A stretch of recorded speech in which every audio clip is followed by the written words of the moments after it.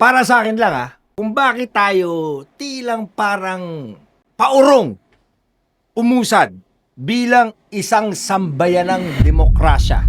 Isang sambayanan na may demokrasya. Dahil sa political idolatry. Ano yung political idolatry? Political idolatry, tipong yung ikaw, yung iniidolo mong politiko, wala kang hahanap, nakikita na mali. Tapos yung kalaban ng iniidolo mong politiko, wala ka rin nakikitang tama. Yun ang political idolatry. Yun ang rason kung bakit para sa akin, hindi tayo umuusad at walang sistemang nagbabago kasi kahit na tama na yung ginagawa nung kalaban, mali pa rin. Di ba nangyari na yan Ilang beses na nangyayari yan. Tama na. Ngayon, try natin. Alam nyo naman, favorite ko si President Baby M di ba? Alam nyo naman yun. Di ba? At alam nyo na dito sa administrasyon na to, ang dami kong pinuna. Okay? Pinuna ko, unang-una, para sa akin, allegedly, luto na yung ombudsman na yan. Pangalawa, yung effort sila sa corruption, 'di ba? Sa plundering, yung ICI, yung Independent Commission on Infrastructure na dapat may findings, ginagawang hidings. Pero sa lahat-lahat na to, wala bang ginagawang tama? Sa lahat na to, puro lang ba mali ang ginagawa? O baka naman meron tayong makita dito sa administrasyon na to na merong tamang ginagawa na dapat nating huwag labanan pero ipakita na dapat ituloy-tuloy. Sa lahat-lahat sa lahat-lahat na tiningnan ko, ang pinaka nakita ko si paring Vince Dizon, the Secretary of Department of Public Works and Highways, the golden boy of this administration, na nalo siyang ng trabaho. Nalo siyang Pero tingnan natin, tama ba o mali yung ginagawa nitong taong to bilang newly appointed or right now, ilang months na, di ba? As a Secretary of Public Works and Highways. Okay? Ano ba yung allegation sa kanya? Ano ba yung galit na galit yung mga tao sa kanya? O yung mga, sabihin na natin, call it a spade. Medyo bad trip ang mga DDS kay Vince. Kasi allegedly, he is covering up the Marcoses. May pasabog si dating Congressman Sandy ko, ini-involve niya si Presidente. Ako personal ko yung opinion. Personal ko ang opinion to.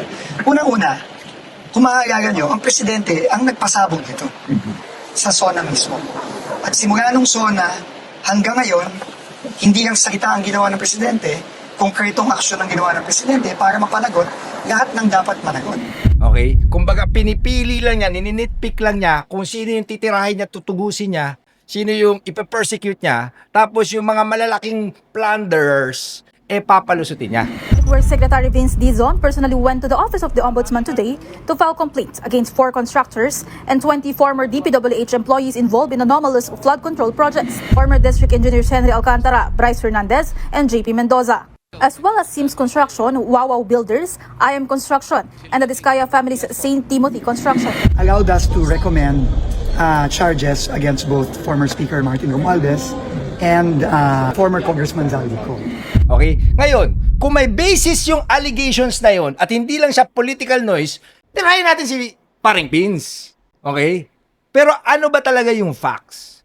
Okay? Ang pinaka nangyari kasi is, ang intindi ko lang ang intindi ko, pinag-aralan ko, yung sa Davao na merong walang infrastructure, dineclare, according to reports, as completed. Yung sa Davao. Okay? Sa Davao. Hindi under nila Pulong, hindi under ng mga congressman ng mga Duterte, baka kaalyado, sige. Pero dineclare with a report na finished. Ito naman sa Ilocos, na kung bakit galit na galit yung mga tao kay Vince Dizon, sinabi ni Vince, hindi ghost project. Incomplete lang. Hindi to ghost project kasi sinimulan to nung last year, 2025. Ang pondo 30 million lang. Ito lang ang kaya nung 30 million. So, ito lang yon. Ngayon, dadagdagan na natin ang pondo. In fact, wala nga daw pondo to ng 2026. Common sense lang naman to Yung mga inumpisahan na ongoing, tapusin na muna natin. So lahat na po ng ongoing na project matatapos. Yun ang pipilitin natin. Nagalit yung mga tao. Bakit? Eh, kitang-kita hindi pa tapos eh. Tapos, pinondohan na, tinarabaho na, tapos biglang sasabihin, complete? Yun, doon nagkakamali kasi hindi naman sinabi na complete eh. Ang sinabi sa actual report, incomplete at maraming infrastructure projects na dinideclare ng incomplete for various reasons. Nagkaroon ng weather delay, nagkaroon ng right of way na problema, challenges, yung contractor gago, di ba? Maraming reasons why. Pero ang tanong, was the DPWH in question at that time dineclare bang completed kahit na hindi complete? Yun ang ghost projects.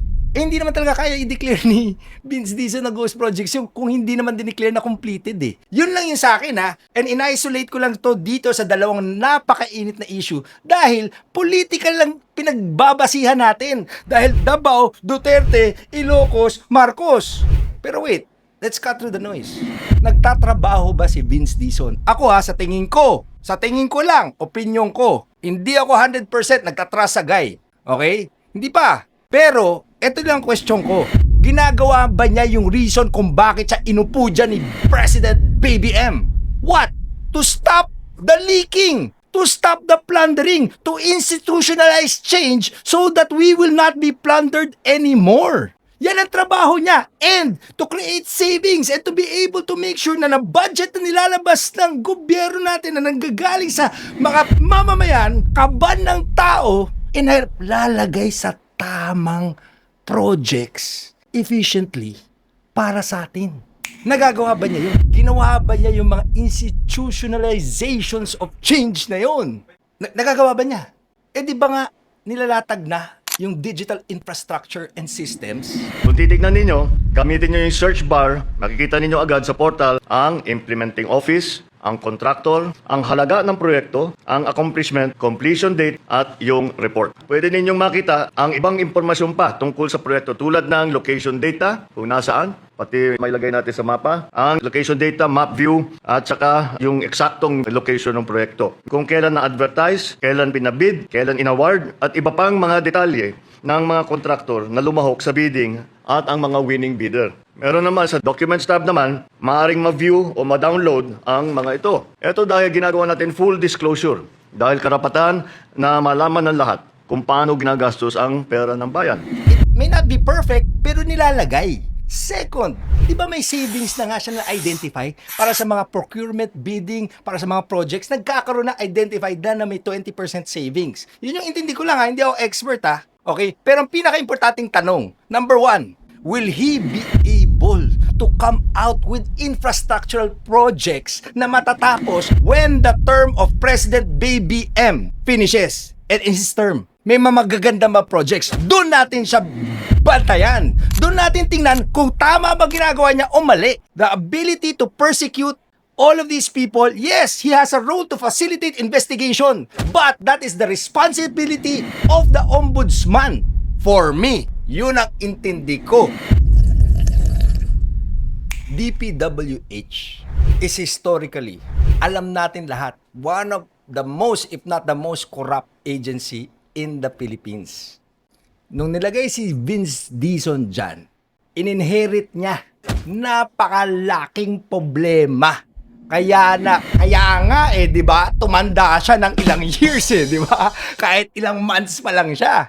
Pero ang tanong, comparing him to the other secretaries that sat on that seat, Secretary of DPWH, is he doing a good job? Ngayon, if he's not, yes, let's persecute him, tirahin natin, di ba? Pero if he is, and these changes can be carried on to the next administration, should we not give him praise for it? Yun lang ako. Salamat. Proudly, PGMN.